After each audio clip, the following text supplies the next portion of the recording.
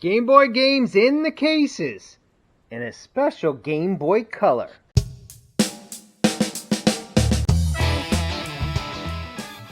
Great fans, today I got a bunch of Game Boy and Game Boy Advance games. These are all in the boxes. Some of the boxes are worth more than the games, and that is true with probably all of these, because the boxes really didn't survive. The boxes are made of cardboard. You can see they're not as good. Like the Sega Dreamcast are pretty awesome, but the pricing, like this particular game, this is Race Driving, sells for about $3 by itself. In the box, sells for about $12. That means the box is worth more than the game. This is the most expensive game out of the set. This is Earthworm Jim. He is a menace to the galaxy because he looks like a menace. He drives a very small rocket. This is still a pretty good game. This is Game Boy Color, so it's after the Game Boy. And this one sells right around average about $14, but in the box, $48. That tells me the box is worth a lot more money. Now that is a menace to the galaxy. This is also a good example, Tron 2.0 app. It's killer app. I don't even know if they knew what apps were back then. You can tell this came out after the DS Lite. So the DS Lite would play both the DS games and the Game Boy Advance games. Game Boy Advance games, as you know, are smaller. Now, this box isn't in the greatest shape, but I'll tell you what, if you have them in the box 4 times, that just tells me the box goes for more. This actually has a bunch of different games on it, plus the arcade games that you could play with Tron 2.0 Killer app. Lord of the Rings, this is Fellowship of the Rings. This is a Game Boy Advance game. I thought this game would be worth more, but this is like a 3 and a 12. That's 4 times as much for this box. And these just, especially if they have the insert, we'll look inside here. They have this one's the Game Boy Advance. You can see it does have the manual. The manual is here for precaution reasons. These are all the precautions you need to take with the Game Boy. Basically, just don't drop it in the water. There is of course, the manual to tell you how to play it.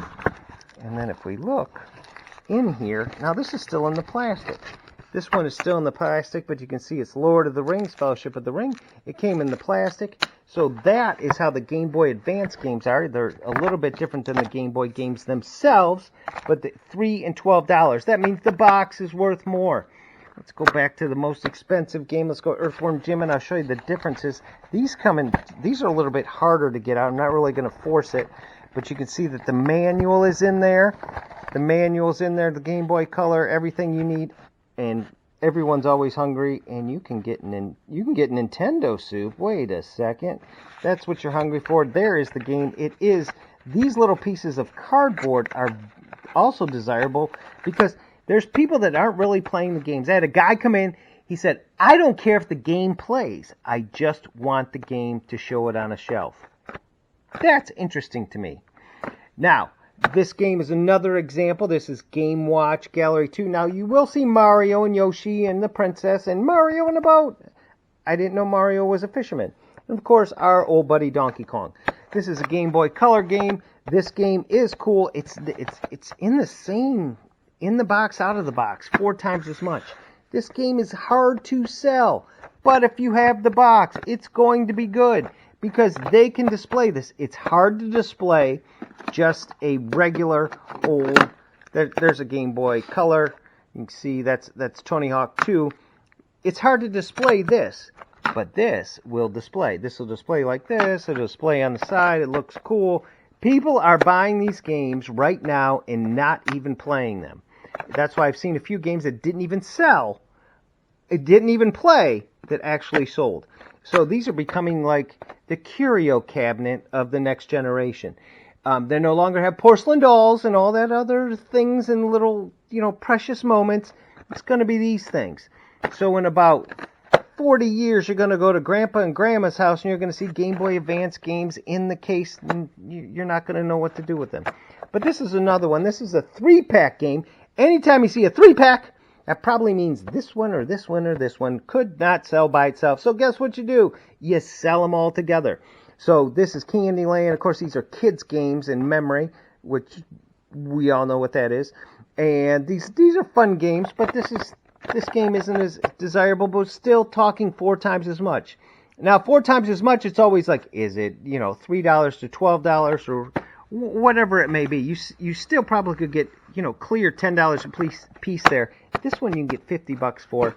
There's $10. Lord of the Rings is about $12, but Earthworm Jim's still going to be our best one. Now, this one I got in. I was very excited because I thought it was totally sealed. Look at this. It's awesome. It's cool. It's track and field, too. If you have this is an NES game. This is the original NES game. Track and Field 2 came out after, of course, Track and Field 1. Stadium Events is a huge, huge game. You can get tons and tons of money for the box. You cannot get tons and tons of money for the box for this, but I did find out that it is open. But it does seem to be complete. Everything is in here. Now, another advantage of keeping these in the box, of course, is the labels are fantastic.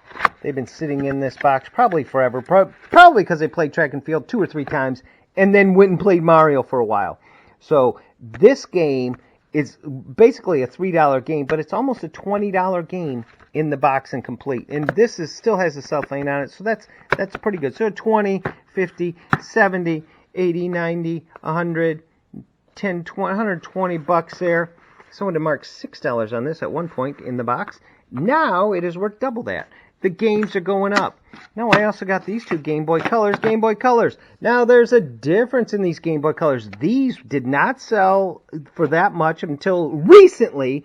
And guess which one sells for more? Well, that's an easy one because it's going to be the Pokemon. It's different. It's branded. You have Pikachu. You have a Pokeball. And these both work. I did try them both. They did come on. You can hear the Game Boy. I turn this one down. And we turn on this one. I did put Game Boy, a Pokemon Gold in here. Pokemon Gold is going to sell for a lot of money. Pokemon Gold, you can see he's playing there, and you can turn it up here. You can play it. Now this is cool because they've taken that little red light that just tells you the power, and they've taken this red light and made it into the Pokeball. That's cool. So which one of these sells for the most? This one actually sells for around $80. $80, and we're talking 55. 55.80. 55.80. Which is bigger? Well, that is bigger because it's always about the Pokemon. So Pokemon games. So, we have hundreds of dollars in just this little stack. I did get some other games in. Now, these haven't become as collectible as much, but that doesn't mean you shouldn't hold on to your games.